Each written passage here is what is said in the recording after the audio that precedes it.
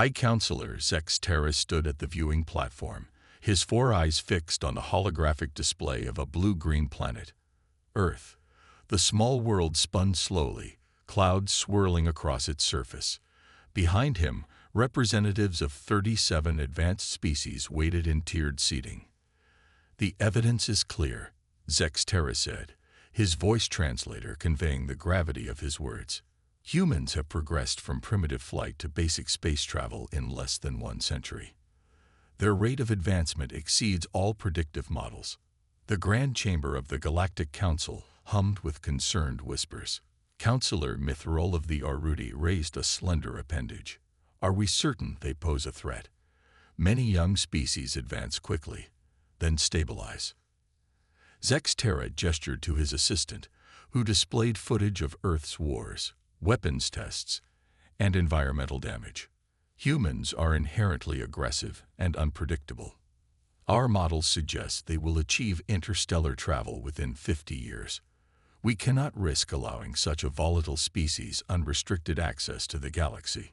The vote that followed was not unanimous, but decisive enough. Protocol 12 would be implemented. Earth would be contained. Jack Miller yawned as he entered the NASA research lab. His coffee had gone cold during the morning security check, which seemed stricter than usual.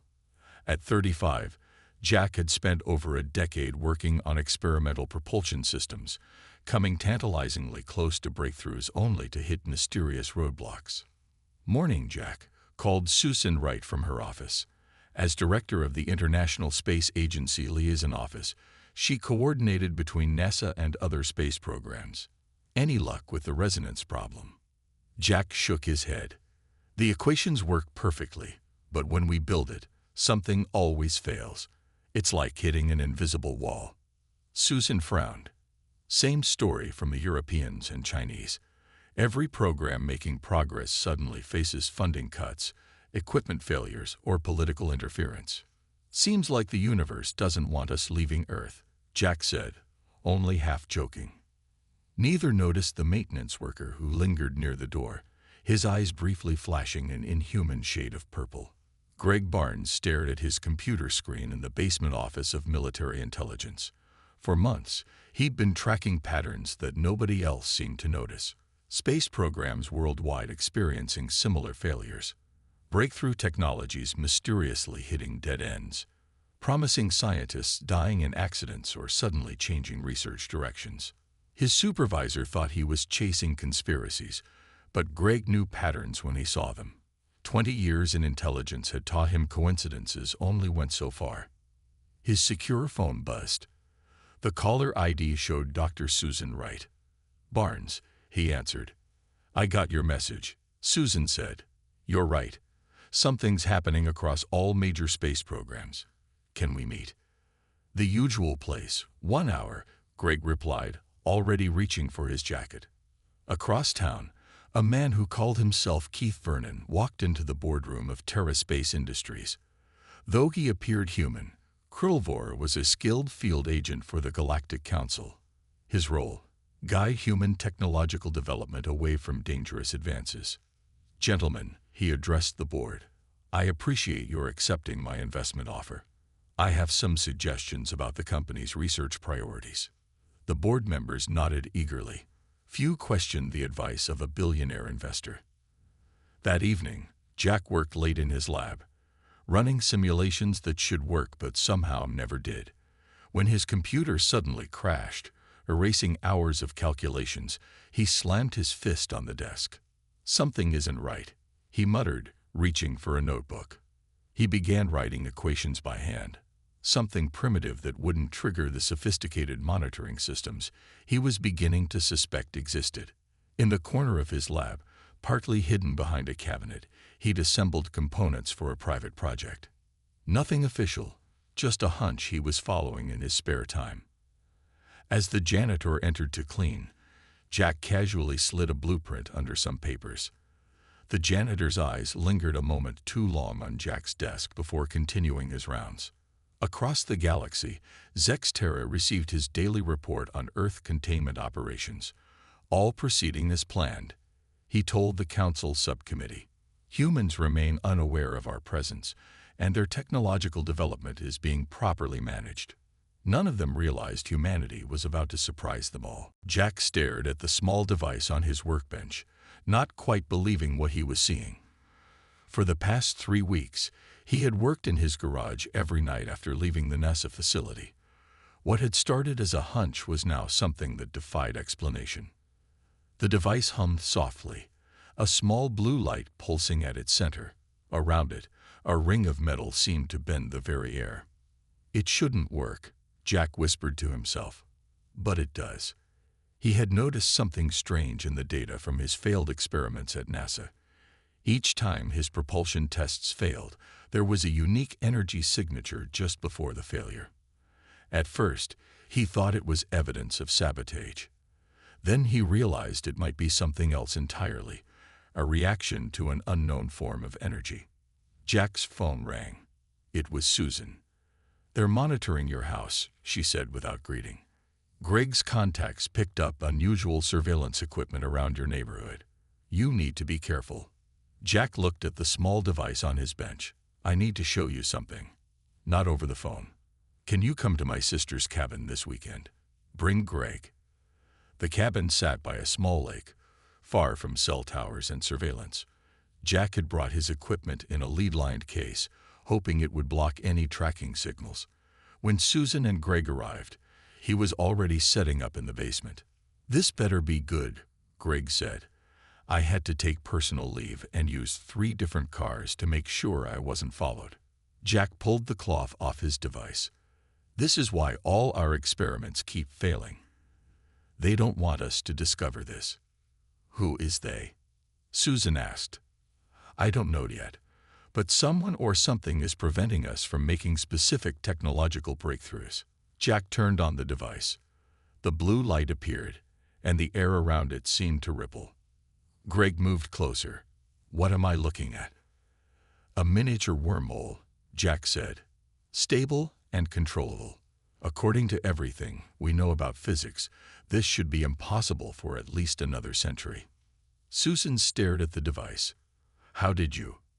"I started wondering why our experiments always failed at the same point. So I designed this to recreate the failure point, but instead of trying to avoid it, I pushed into it. That's when I discovered this energy signature that shouldn't exist." Greg took out his phone and snapped pictures. "We need more people. People we can trust." Over the next 2 months, their team grew carefully. Olivia Martinez, a quantum physicist who had experienced similar failures in her research, was the first to join. Daniel Scott, a former Navy SEAL who Greg trusted with his life, handled security. Lisa Johnson, a computer specialist, completed their group. Lisa was the one who made the next breakthrough. While analyzing data from Jack's device, she detected unusual transmissions. "These aren't from any known source," she told the group as they gathered in the cabin. "They're using frequencies and patterns that no human agency uses." "Can you trace them?" Jack asked. Lisa nodded. "I've been trying. They seem to be going up. As in, not to any location on Earth." The room fell silent. "You're saying someone off-planet is interested in our research?" Olivia finally asked. "I'm saying someone off-planet might be the reason all our research keeps failing," Lisa replied. Daniel, who had been quiet, spoke up. "My brother works security at Northfield Aerospace. Last week, a Keith Vernon visited. When I saw his photo, I recognized him. He was at the naval base 3 years ago, but had a different name. Same man, hasn't aged a day." Greg opened his laptop. "I've been collecting incidents like this. People in positions of influence who appear, redirect technology or policy, then disappear." Olivia looked at Jack's device. "So we've accidentally discovered something that whoever these people are, they don't want us to have." Jack nodded. "And I think I can make it bigger, powerful enough for transportation." "Transportation where?" Susan asked. "Wherever they're from," Jack said. It's time we paid them a visit. In the Galactic Council monitoring station, an alarm suddenly blared. Agent Krillvor rushed to the console where another agent pointed at the screen. Impossible, Krillvor whispered. How did they discover wormhole technology? This can't be happening. The Supreme Commander's voice came through the communication channel. Report immediately. Has containment been breached? Krillvor looked at the energy readings again. Humans have just advanced 3 centuries in a single step. We have a serious problem. Jack Miller rubbed his tired eyes as he stared at the failed propulsion test results. This was his 5th attempt this month, and like all the others, it had failed at exactly the same point. But this time, he noticed something odd in the data. That energy signature shouldn't be there, he muttered, examining the readouts. The pattern appeared just before each failure, like a fingerprint. After looking through his old files, he found the same signature in every failed test. Late that night, Jack set up a small lab in his basement. If he couldn't work freely at NASA, he would work at home. He built a scaled-down version of his propulsion system with one key difference. Instead of trying to avoid the strange energy pattern, he designed the system to amplify it. When he activated the device, the air in front of it seemed to fold. A small blue-tinted hole appeared, floating above the workbench. Jack's heart raced as he realized what he was seeing. A stable miniature wormhole. This is impossible, he whispered, but the evidence hovered before him. According to all known physics, humans were centuries away from such technology. The next morning, Jack called Susan and Greg to meet him at a small diner outside of town. He brought no electronic devices, just a paper notebook with his calculations. I know why our tests keep failing, Jack said quietly once they were seated in a corner booth. Someone doesn't want us discovering this technology. He showed them his notes. Greg studied the equations. You're saying you created a wormhole in your basement? A small one, but yes. And I think I can make it bigger. Susan looked around nervously. If you're right, and someone is actively preventing this discovery, you've put yourself in danger. I need help, Jack admitted. People we can trust. Greg nodded. I know someone. Daniel Scott, former Navy SEAL. He can provide security. And I have a colleague, Susan added. Olivia Martins, brilliant physicist who's had similar funding issues with her research. Within 2 weeks, they formed a small team working from an abandoned warehouse that Daniel secured. Olivia brought her expertise in quantum mechanics, helping Jack refine his wormhole generator. Greg recruited Lisa Johnson, a computer specialist who could monitor for surveillance. One evening, as the team worked late, Lisa called everyone to her computer. I've detected strange signals coming from our area. They're using frequencies that aren't in any standard communication protocol. Can you trace them? Jack asked. Lisa shook her head. They're bouncing through multiple satellites. But here's the weird part. Some of these transmissions are aimed at deep space. The room fell silent as they absorbed this information. You're saying someone off-world is watching us? Daniel asked, his military training evident in his calm voice. It's starting to look that way, Lisa replied. Olivia turned to Jack. Your discovery was supposed to be impossible for humans at our current technology level. What if the failures weren't random?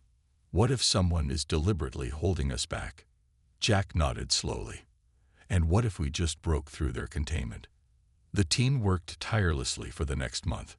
Jack and Olivia expanded the wormhole generator, while Lisa worked on intercepting more of the strange transmissions. Daniel secured the facility and obtained materials without raising suspicions. Their breakthrough came when Lisa managed to decode part of a transmission. The message contained references to human containment and Protocol 12. They're talking about us, she told the others, about controlling our development. Jack stood in front of the enhanced wormhole generator, now large enough to potentially transport a small vehicle. Then I say we pay them a visit. If someone out there is deciding our future without our knowledge, it's time we had a say. Across the solar system, on a cloaked monitoring station orbiting Jupiter, alarm systems blared. A Galactic Council agent rushed to the central command room. High Counselor, the agent said, panic evident in his voice. The humans have discovered wormhole technology. They've broken containment decades ahead of schedule. Sextera's four eyes widened in disbelief. Impossible. How did they bypass our safeguards? Unknown, but their progress is accelerating. They may achieve interstellar capability within months instead of centuries. Sextera turned to his communication console. Increase containment measures immediately. We cannot allow them to leave their solar system. But as the council scrambled to respond, Jack and his team were already building something that would change the galaxy forever. The warehouse shook as something heavy landed on the roof. Daniel Scott grabbed his rifle and signaled for everyone to stay down. "We've got company," he whispered, moving to the window. Outside, dark shapes moved through the shadows, too fast and fluid to be human. Jack and Olivia crouched behind the wormhole generator, now the size of a small car. Lisa frantically typed at her computer. "They're jamming our communications," she said. "Whatever they are, they know exactly what technology we're using." Greg pulled out his gun. "How many?" "I count 6, Daniel replied. "Moving in pairs. Military precision." A metallic sphere smashed through a skylight, bouncing across the floor before stopping in the center of the room. Instead of exploding, it opened like a flower, extending segmented limbs. "That's not human tech," Olivia whispered. The sphere rose up, hovering at eye level. A red beam scanned the room before stopping on Jack. More spheres crashed through windows and doors. Targeting Jack, Daniel shouted, firing at the nearest sphere. His bullets bounced off harmlessly. The sphere shot forward, moving faster than human reflexes. Daniel dove in front of Jack, tackling a sphere midair. They crashed into equipment, the sphere's limbs wrapping around Daniel's arms. Greg fired his pistol at another sphere while Susan and Lisa ran for cover. Jack grabbed a metal pipe and swung at a sphere approaching Olivia. "The generator," Jack yelled. "Get it running." Olivia scrambled to the control panel. The wormhole generator hummed to life, its blue glow illuminating the chaotic scene. Daniel wrestled with the sphere, its metal limbs cutting into his arms. With a final surge of strength, he slammed it against the concrete floor. The impact cracked its outer shell. "Got you," Daniel grunted, jamming his combat knife into the crack. The sphere sparked and jerked before going still. "I need 5 minutes," Olivia called, adjusting the generator settings. "We don't have 5 minutes," Greg shouted, backing away from 2 advancing spheres. Jack looked at the damaged sphere by Daniel. "Keep one intact enough to study. Destroy the rest." Lisa emerged from behind a cabinet with a fire extinguisher. She blasted a sphere with freezing carbon dioxide, momentarily disorienting it. Daniel seized the opportunity, grabbing the stunned sphere and throwing it into an equipment locker, which he quickly locked. "One captured," he announced. Outside, more shapes circled the building. The roof creaked under heavy footsteps. "Whoever sent these things knows exactly where we are," Susan said. The wormhole generator's hum grew louder. A blue disk of energy expanded in its center, rippling like water. "It's working," Olivia exclaimed. Small but stable wormhole forming. A section of wall exploded inward. Through the dust stepped a figure that looked human but moved wrong. Keith Vernon, or rather Krillvor, entered the warehouse. "This ends now," he said, his voice oddly flat. "Your species is not ready for this technology." Jack stepped forward. "Who are you really? And who gave you the right to decide our future?" Krillvor's eyes flashed purple. "The Galactic Council oversees all developing species. Humanity has been deemed too aggressive for unrestricted growth." More drones poured through the breach in the wall. Daniel and Greg positioned themselves between the alien and their team. "The generator needs more power," Olivia whispered to Jack. "We can't generate a wormhole large enough to escape." Lisa, working on her laptop, looked up suddenly. "I've accessed the damaged drone systems. They're transmitting on frequencies I can track." Jack had an idea. "Can you use that drone to amplify our generator?" Lisa nodded. "Maybe. Their power source is like nothing I've seen. Krillvor stepped closer. Your resistance is noted but futile. Surrender the wormhole technology. Daniel fired a warning shot. Stay back. Human weapons cannot harm me, Krillvor said, continuing forward. Greg grabbed a nearby canister of experimental fuel.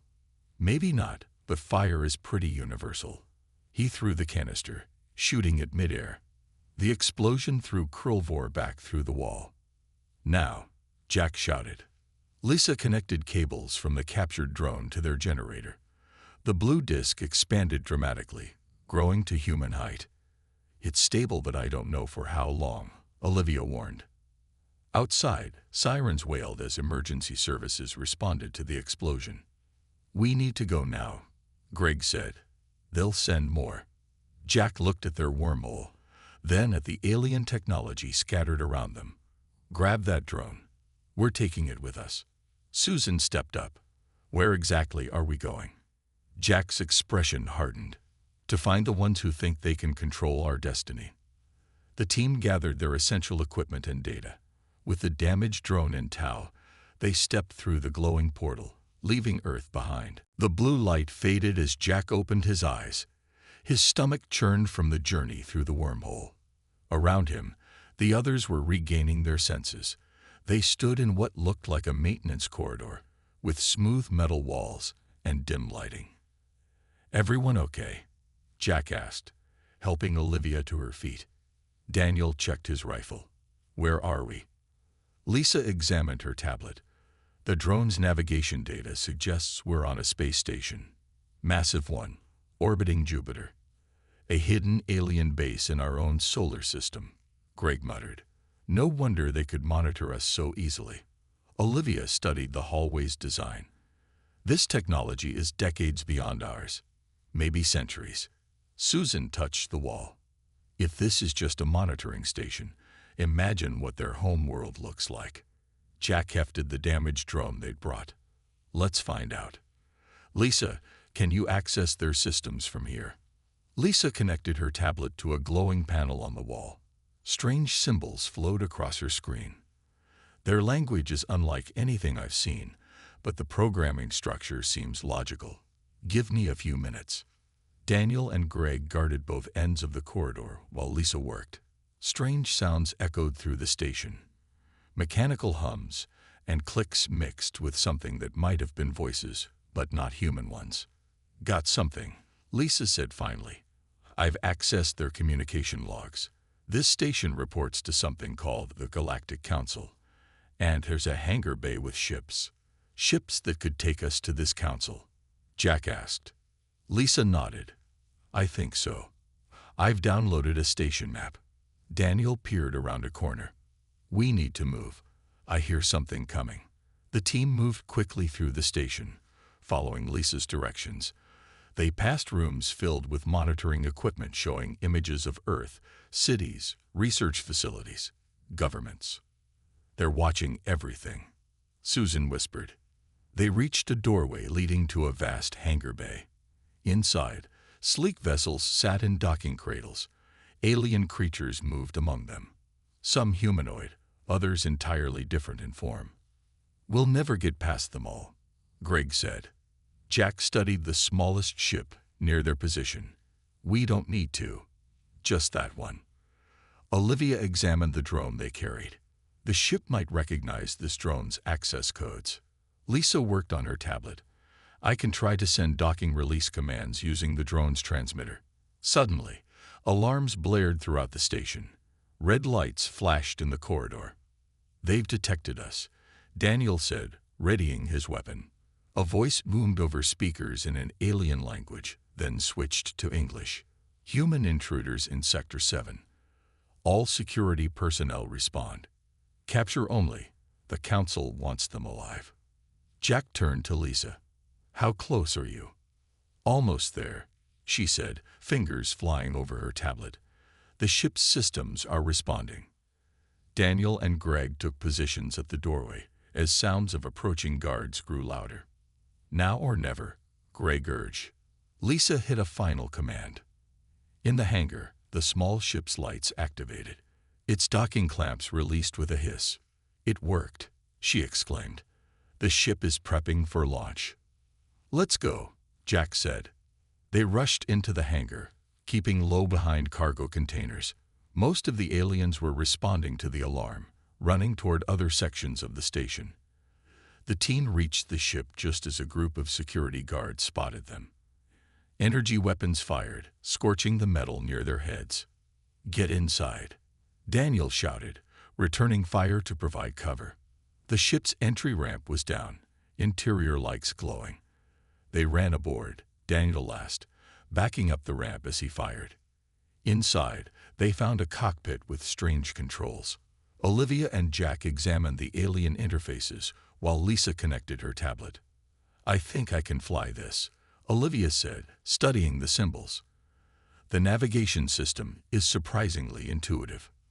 More security forces surrounded the ship. Energy blasts hit the hull, causing it to vibrate. "Whatever you're going to do it fast," Greg urged. Olivia activated the engines. The ship hummed to life, hovering above the hangar floor. Lisa's tablet showed a station schematic with a large hangar door. "There's our way out," Jack said. Olivia pushed forward on what looked like a control yoke. The ship surged toward the hangar door, which remained closed.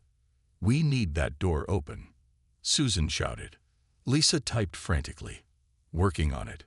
The door began to slide open, revealing the blackness of space and Jupiter's massive form filling the view. "Hold on," Olivia called as she accelerated the ship through the narrowly opening door and into open space. Behind them, on the station's command deck, a furious Krillvor watched the stolen ship escape. "They're heading out of the solar system," an operator reported. "Course projection indicates they're heading toward Galactic Council headquarters." Krillvor's eyes widened in alarm. "Alert the Council immediately. Humans are coming." The stolen alien ship cut through space faster than any human vessel had ever traveled. Through the viewports, stars stretched into lines of light. Jack and his team had taken turns sleeping in the small living quarters, always keeping at least 3 people awake. "How much longer?" Greg asked as he entered the control room. Olivia, who had become their primary pilot, checked the alien navigation system.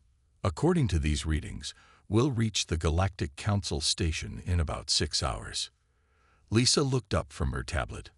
"I've been studying the ship's database. The Galactic Council is made up of 37 advanced species. They monitor and manage the development of over 200 emerging civilizations, including Earth," Susan added. Jack frowned. "And they decide which species gets to join their club and which stays trapped on their home planets." Daniel, cleaning his weapon in the corner, spoke up. "So what's our plan when we arrive? We can't exactly fight an entire space station of advanced aliens." "We don't need to fight," Jack said. "We need to be heard. They've been making decisions about humanity's future without our input. That ends today." The ship's sensors beeped. A massive structure appeared on their screens, a space station like nothing they could have imagined. It was the size of a small moon, with rings rotating around a central sphere. Hundreds of ships moved around it like bees around a hive. "That's incredible," Olivia whispered. A communication signal chimed. An alien voice spoke in several languages before switching to English. "Unidentified vessel from Sol system. You are entering restricted space. State your identity and purpose." Jack took a deep breath and pressed the response button. "This is Jack Miller of Earth. We represent humanity, and we request an audience with the Galactic Council." Silence followed, then frantic chatter in alien languages. Finally, the voice returned. "Earth vessels are not authorized for interstellar travel. How did you acquire this technology?" "We built it ourselves," Jack replied, "despite your efforts to prevent us." More silence. Then a new voice, deeper and more authoritative. "Earth vessel, you will follow the guidance beacon to docking bay 17. Any deviation will be considered hostile action." A purple light appeared on their navigation display, marking a path to the station. "Should we trust them?" Greg asked. "Do we have a choice?" Susan replied. Olivia guided the ship along the designated path. As they approached, they saw the true scale of the station, a marvel of engineering housing millions of beings from across the galaxy. The docking bay opened to receive them, a cavernous space where various ships were anchored. Their small vessel settled onto a landing pad with a gentle thud. "Everyone remember why we're here," Jack said as they gathered near the exit. "We're not just fighting for our right to explore space. We're fighting for humanity's right to determine its own future." The ship's door opened. Outside stood a delegation of aliens, some humanoid, others utterly foreign in appearance. At their center was High Counselor Zex Terra, his four eyes studying the humans with undisguised surprise. "Impossible," he muttered as the humans descended the ramp.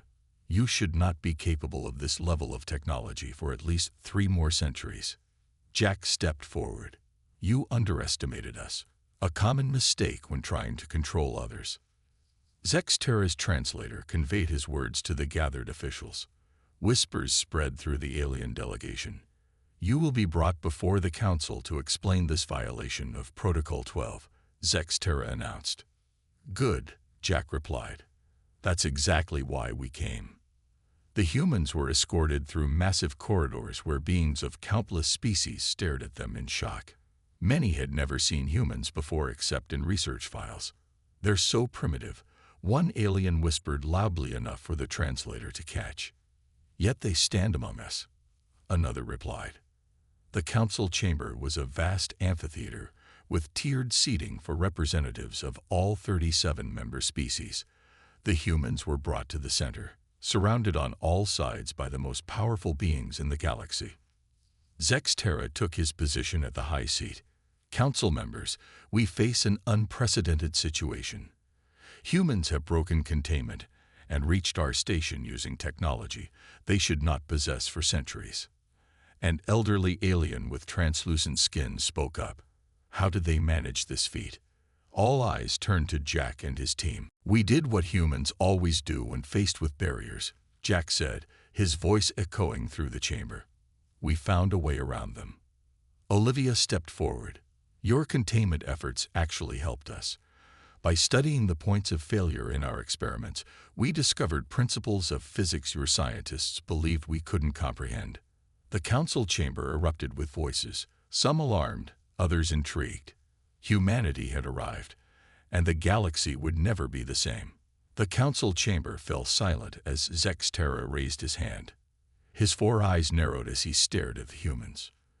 "You have broken our most sacred protocols," he said. "For millennia, the Galactic Council has guided developing species, protecting them from themselves and others until they are ready." Jack stepped forward. "Ready by whose standards?" "Yours. You decided our fate without ever asking what we wanted." An alien with shimmering blue skin spoke up. "Humans are violent and unpredictable. Your history is filled with war and destruction." "Yes, we've made mistakes," Susan replied. "But we learn from them. That's what makes us human." Murmurs spread through the chamber. A tall, slender alien with amber eyes addressed the humans. "I am Counselor Mithril of the Arudi. We voted against Protocol 12. Your presence here proves we were right to doubt it." Zex Terra's voice cut through the chamber. "This changes nothing. Humans remain dangerous and must be contained." Jack looked around the chamber, meeting the eyes of various council members. "You fear us because we're different. We don't think like you. We don't solve problems like you. But that's not a weakness. It's our greatest strength." Olivia stepped forward with the small wormhole generator they had brought. "Your scientists said this was impossible for a species at our development level. Yet we built it from scraps while being actively sabotage." She activated the device. A small, stable wormhole appeared, floating above her palm. The council members leaned forward, some rising from their seats to see better. "Remarkable," whispered an ancient-looking alien. "Their approach is entirely different from standard wormhole theory." Lisa joined them. "We studied your drone technology and improved it in 3 days. Imagine what we could accomplish as allies instead of subjects." Greg turned to Zexterra. You wanted to control us because you feared what we might become. But you never considered what we could contribute. The chamber buzzed with conversations in dozens of languages. Jack noticed that many council members seemed genuinely curious, not hostile. An elder counselor with crystalline features spoke. Perhaps we have been hasty in our judgment of humanity. Their resourcefulness is undeniable. Zexterra stood firm. They are unpredictable, dangerous. They should be returned to Earth and contained more strictly. And how would you do that? Daniel asked. Now that we know you exist, now that we have this technology, do you think humanity will ever accept being caged again? Susan addressed the entire council. We don't ask for special treatment. We ask for the same right every sentient species deserves, the right to determine our own path. A vote was called. The chamber lit up with colored lights as each species registered their position. Jack and his team watched nervously as the tally grew. The elder counselor announced the result. By majority decision, Protocol 12 regarding Earth is suspended. Humanity will be granted probationary status and the right to develop without interference. Cheers erupted from the human team. Zexterra's face showed clear disapproval, but he bowed to the council's decision. There are conditions, the elder continued. Earth must establish formal diplomatic relations with the council. One of you must remain as ambassador. Susan stepped forward. I volunteer. The council meeting concluded. As the humans prepared to return to Earth with their new knowledge and a council escort, Jack stood at a viewing window overlooking the galaxy. It's beautiful, Olivia said, joining him. And now it's open to us, Jack replied. Greg approached them. The council has already received 17 requests from member species wanting to establish relations with Earth.